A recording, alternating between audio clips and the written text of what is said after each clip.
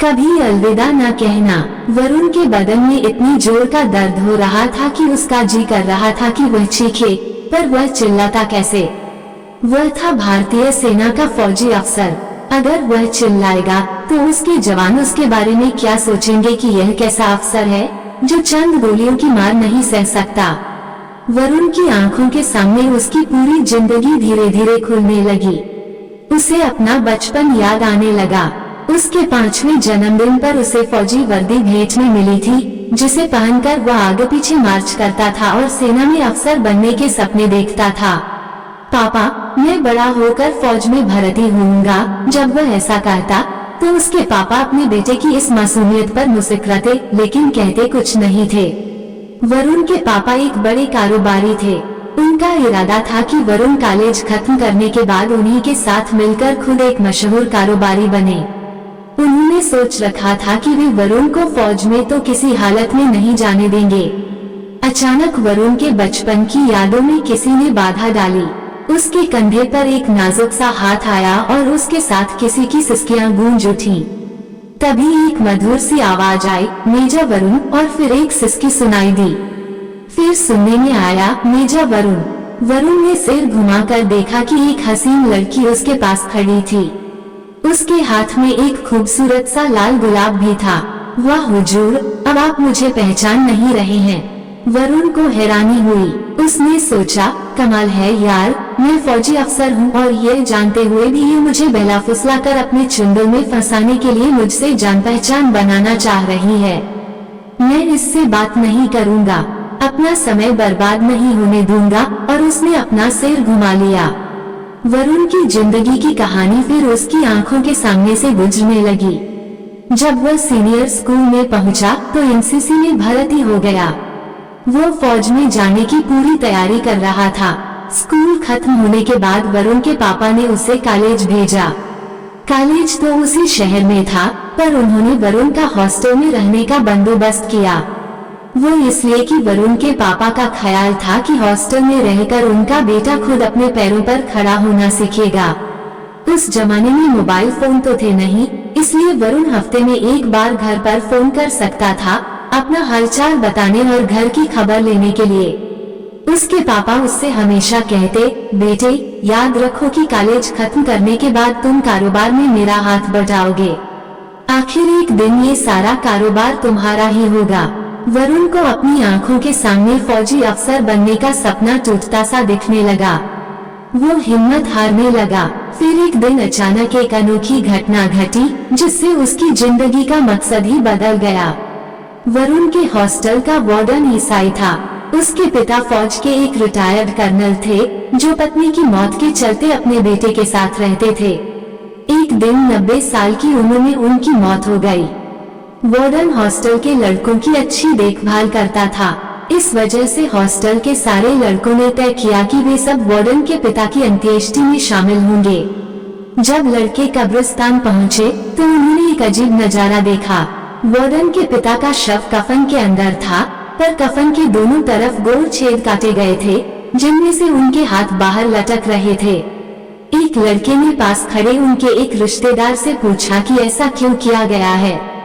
जवाब मिला, ये उनकी मर्जी थी और उनकी वसीयत में भी लिखा था कि उनको इस हालत में दफनाया जाए। लोग देखें कि वे इस दुनिया में खाली हाथ आए थे और खाली हाथ जा रहे हैं।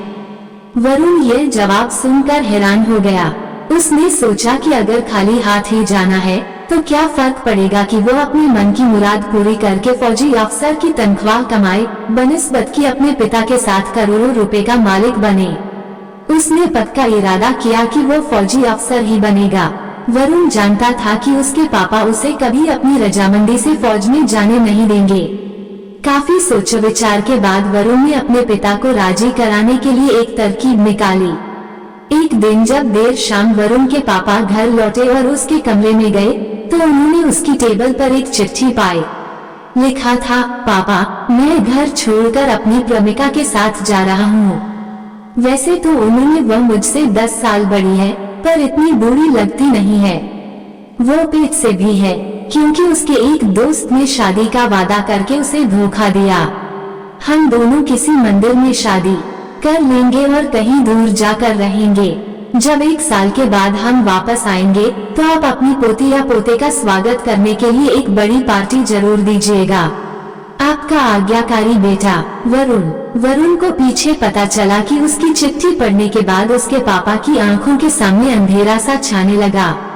तब तक उसके कमरे में उसकी माँ आ गई।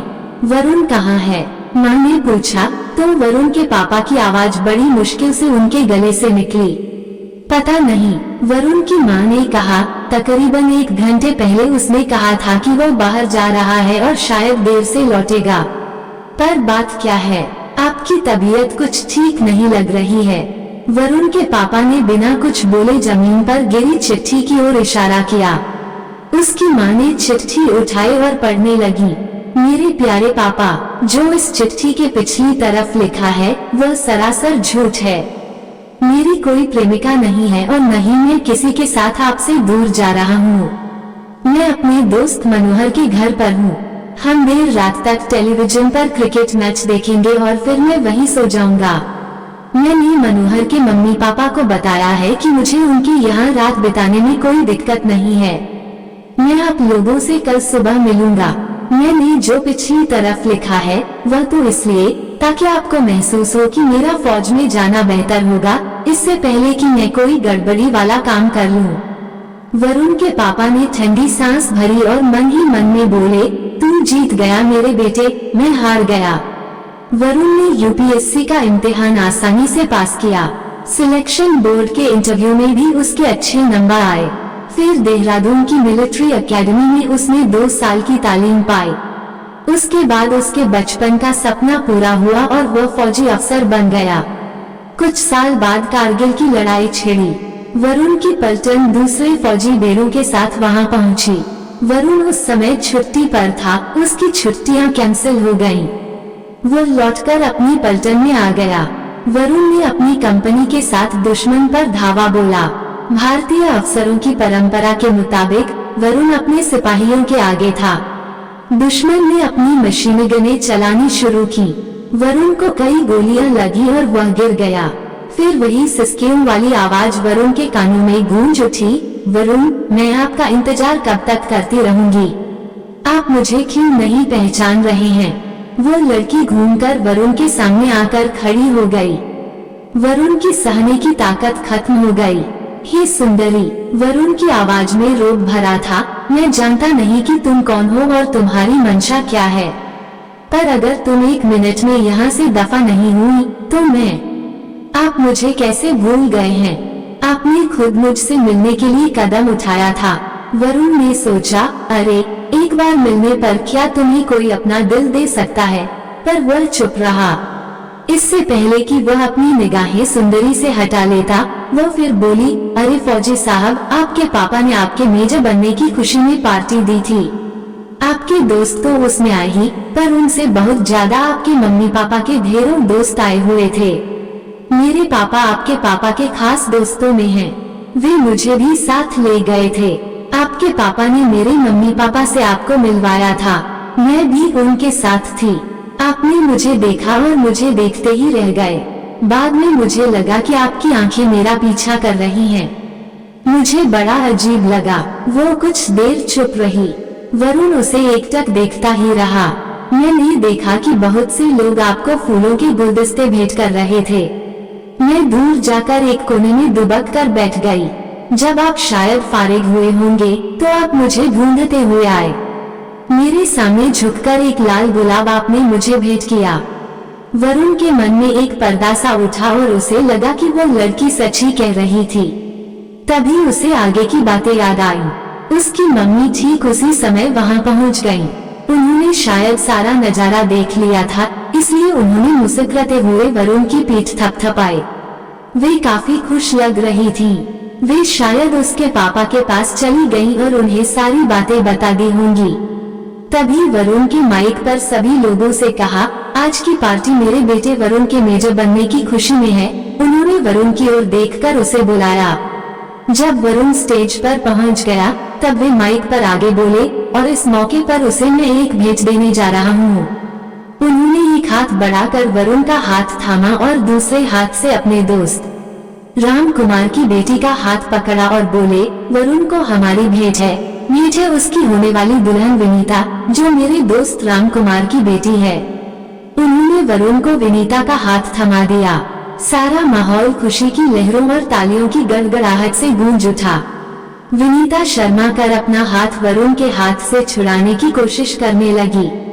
वरुण ने हाथ नहीं छोड़ा और विनीता के कान के पास कहा, सगाई में मैं तुम्हारे लिए एक अंगूठी देख लूंगा।